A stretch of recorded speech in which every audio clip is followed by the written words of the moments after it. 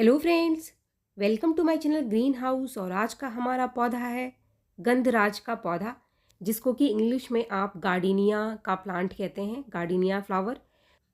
गंधराज का पौधा गर्मियों का पौधा है। गर्मियों के टाइम ही इसके अंदर अच्छी फ्लावरिंग आती है। तो इसको अच्छी फ्लावरिंग के लिए, ताकि पूरी गर्मी आपका गंधराज अच्छी फ्लावरिंग करता रहे, कुछ काम आपको बसंत ऋतु में, यानी कि जो फरवरी और मार्च का टाइम है, इन्हीं 2 महीनों में कर लेना बहुत ज़रूरी है। तो क्या क्या काम आपको अपने गंधराज के पौधे में इस समय करना है, इसको ज़्यादा फ्लावरिंग के लिए कैसे तैयार करना है, इसी टॉपिक पर आज का ये हमारा वीडियो है। तो आप देख रहे हैं कि यहाँ पर 2 पौधे गंधराज के हैं मेरे पास। ये वाला जो पौधा आप देख रहे हैं, इसमें मुझे कोई भी रिपोर्टिंग नहीं करनी है, इसी पौधे के अंदर मुझे काम करना है। लेकिन ये वाला जो पौधा आप देख रहे हैं, ये छोटे गमले में लगा हुआ है, इस पौधे की मुझे रिपोर्टिंग करनी है, इसको बड़े गमले में शिफ्ट करना है, क्योंकि ये काफ़ी छोटे गमले में लगा हुआ है और इसकी जड़ों की जो ग्रोथ है वो ऊपर दिखाई दे रही है। तो आपके पास भी कोई ऐसा पौधा है जो छोटे गमले में लगा हुआ है, तो आप उसकी रिपोर्टिंग कर दो। लेकिन इसकी रिपोर्टिंग करते समय आपको कुछ चीज़ों का ध्यान रखना है, जैसे कि इसकी बहुत ज़्यादा रूट प्रूनिंग आपको नहीं करना है। रूट प्रूनिंग करने की बजाय बस इसकी एक्स्ट्रा मिट्टी को हटाकर जो इसकी जड़ें हैं, सीधा ऐसे ही आप नई मिट्टी के साथ दूसरे बड़े गमले में इसको आपको रिपोर्ट कर देना है।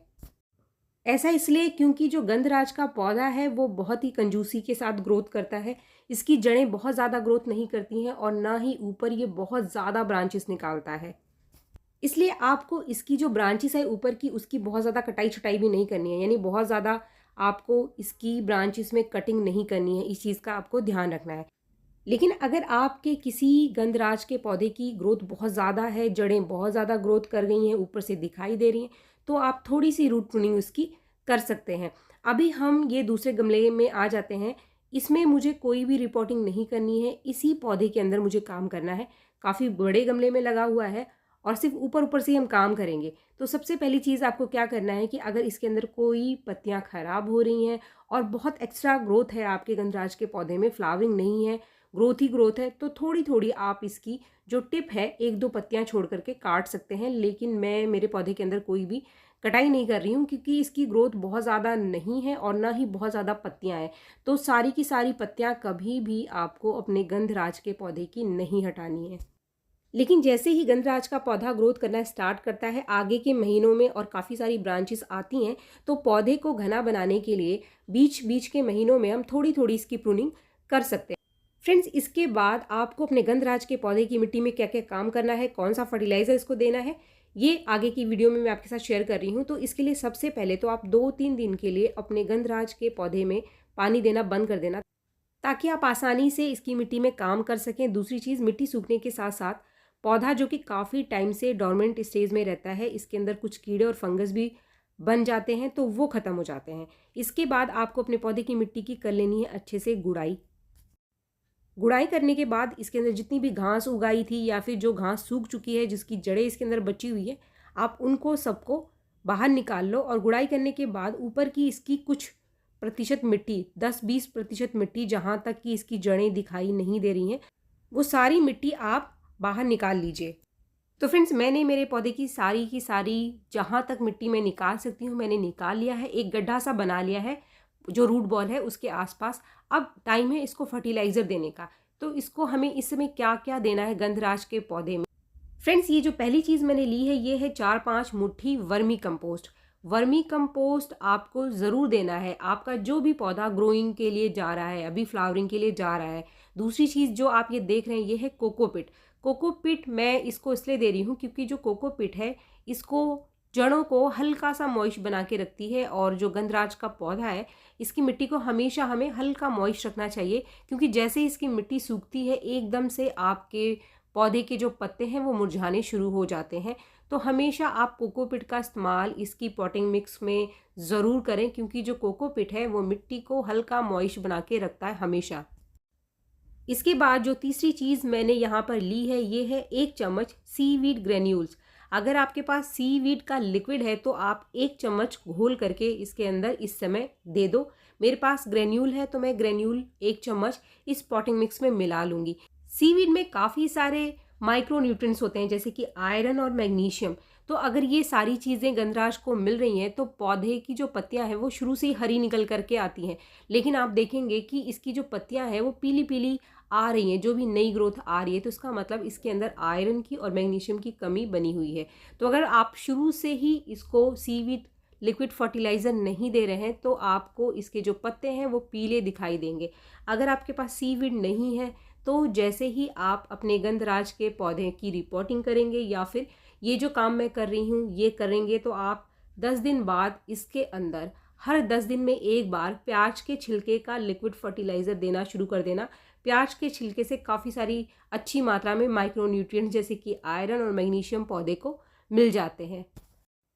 इसके साथ ही आपके घर में जो पत्तेदार सब्जियों के वेस्ट निकलते हैं, जैसे कि पालक का या फिर आजकल धनिया की पत्ती का इस्तेमाल आप करते हैं, उनको आप भिगो करके रख दो और वो जो पानी है वो 15 दिन में एक बार आप इसको दे दो। यहाँ पर ये जो चौथी चीज़ मैंने ली है ये है कॉफ़ी पाउडर। 1 चम्मच कॉफ़ी पाउडर या फिर 1 चम्मच चाय की पत्ती आप ज़रूर दे देना गंधराज के पौधे को। ये जो चीज़ है ये है हल्दी पाउडर।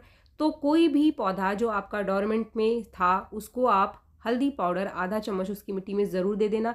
या फिर अगर आपके पास नीम की खली है तो 1 चम्मच आप नीम की खली दे सकते हैं, लेकिन अगर नीम की खली का पाउडर नहीं है तो फिर आप हल्दी पाउडर दे दो आधा चम्मच। ये एक नेचुरल इंसेक्टिसाइड और फंगिसाइड है। इन पांचों ही चीज़ों को अच्छे से हम मिला लेंगे। फ्रेंड, जो मैंने कॉफ़ी पाउडर इसको दिया है, कॉफ़ी पाउडर या फिर चाय की पत्ती गंधराज के पौधे को देना इसलिए ज़रूरी है क्योंकि ये दोनों में से कोई भी एक चीज़ जो भी आप दोगे मिट्टी को एसिडिक बना करके रखेगा, और गंधराज के पौधे को अच्छी फ्लावरिंग के लिए शुरू से ही मिट्टी को आपको एसिडिक बना करके रखना है, तभी आपका गंधराज का पौधा अच्छी ग्रोथ करेगा और ज़्यादा से ज़्यादा कलियाँ बनाएगा। फ्रेंड्स, इसके बाद ये जो मिक्सचर हमने तैयार किया है इसको हम इसके अंदर भर देंगे और ऊपर से जो मिट्टी आपने निकाली थी उसी मिट्टी से आप इसको कवर कर दो। ऊपर पौधे का जो पॉट है उसके 1 आध इंच को छोड़ करके बाकी जो सारी मिट्टी हमने निकाली थी आप उसको फिर से इसके अंदर भर दो। ये जो मैंने मिक्सचर तैयार करके अपने पौधे के अंदर डाला है, इसके बाद कम से कम आपको 1 महीने तक कोई भी चीज़ अपने गंधराज के पौधे में नहीं देना है। किसी भी तरीके का कोई फर्टिलाइज़र आपको नहीं देना है। आपको इसके अंदर फर्टिलाइज़र तभी देना है जब आपका पौधा नई नई ब्रांचेस निकालना शुरू कर देता है, और इस काम को कम से कम 20 दिन का टाइम आपका पौधा करने में लेगा।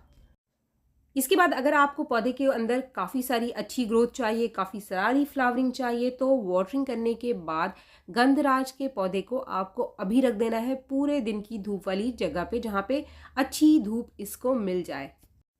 फ्रेंड्स, ये तो काम आपको अपने उस पौधे के अंदर करना है जिसकी रिपोर्टिंग नहीं करनी है, लेकिन अगर आपको अपने किसी पौधे की रिपोर्टिंग करनी है तो आप उसकी रिपोर्टिंग कर दो। जैसे कि मेरा ये छोटा वाला पौधा था, मैंने इसकी रिपोर्टिंग बड़े गमले में कर दी है और मैंने इसके अंदर कोई भी स्टेम प्रूनिंग नहीं करी है, बस सीधे रूट बॉल को निकाला, उसकी थोड़ी सी मिट्टी हटाई और पौधे को रिपोर्ट कर दिया।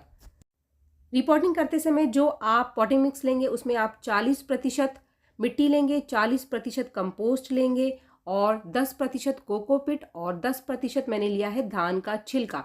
लेकिन गंधराज के पौधे की रिपोर्टिंग करते समय कोकोपिट की मात्रा आप थोड़ा सा ज़्यादा रखना, क्योंकि कोकोपिट गंधराज के पौधे की मिट्टी को हमेशा मॉइस्ट बना करके रखेगा।